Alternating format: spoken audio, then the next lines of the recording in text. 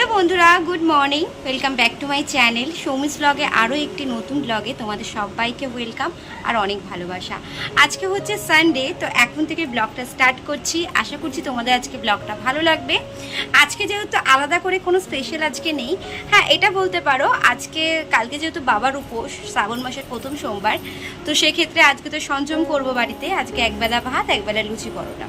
তো আমরা প্রত্যেকবারই না সকালবেলাটায় মানে দুপুরবেলাটায় আর কি লুচি পরোটা খাই।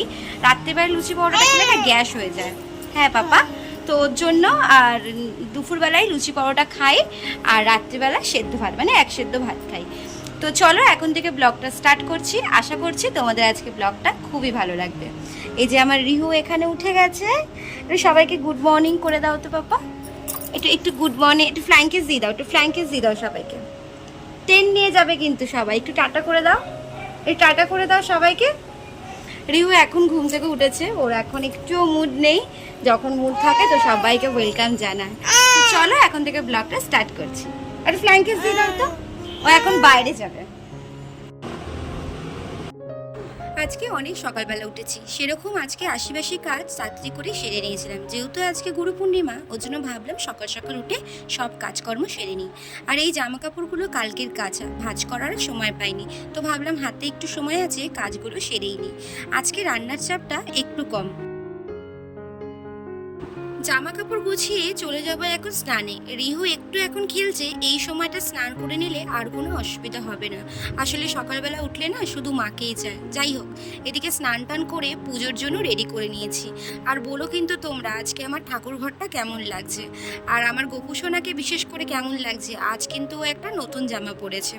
এখানে ঠাকুর পুজো দিয়ে চলে যাব একদম ময়দা মাখতে। ময়দাটা 1 ঘন্টার মতো মেখে রাখলে কি একটু নরম হয় আর সফটও হয়। এখানে ঠিক আজকে লুচি করছি না, করছি একটু নানপুরি টাইপস। তারপরে এখানে সিন্নি প্রসাদ খেয়ে নিলাম, সকাল থেকে কিছু খাইনি, একটু সিন্নি প্রসাদ খেয়ে তারপরে চলে যাব রান্না করতে। এখানে আলুর চচ্চড়িটা বসিয়ে দিয়েছি। আমার না এরকম 5 ফোড়ন দিয়ে বাটি চচ্চড়ি জাস্ট ফাটাফাটি লাগে। এদিকে বেলও রেডি করে নিয়েছি, এবার শুধু ভেজে নেওয়ার পালা। ছোটোবেলাতে যখন স্কুল ছুটি হতো মানে শনিবার বা রবিবার, তখন মা এরকম বাটি চচ্চড়ি করতো। সত্যি মায়ের হাতের রান্নাগুলো এখন ভীষণ মিস করি। মায়ের হাতের রান্না কেন, মা জিনিসটাকেই মিস করি। কারণ যার মা নেই আর সেই জানে তার কত কষ্ট। যাই হোক, তোমরা যদি ভিডিওটি ভালো লেগে থাকে তোমরা কিন্তু ভিডিওটি লাইক কমেন্ট শেয়ার করতে কেউ ভুলো না। আমার ইউটিউব চ্যানেল থেকে দেখে থাকলে চ্যানেলটা বলবো প্লিজ সাবস্ক্রাইব করে দিতে, আর ফেসবুক পেজ থেকে দেখে থাকলে পেজটাকে ফলো করে দিত। তো চলো, তোমাদের জন্যও কিন্তু বানাচ্ছি, ঝটপট করে চলে এসো, সবার জন্য কিন্তু রেডি আছে গরম গরম ফুলকো ফুলকো লুচি। তো এখানে আমার লুচি রেডি হয়ে গেছে, ওদিকে তোমাদের দাদাভাই চলে এসছে, ওকে দিয়ে তারপরে আমি খেতে বসবো। তো চলো আজকের মতো টাটা, আবার দেখা হবে কালকে কোনো নতুন ব্লগের সাথে।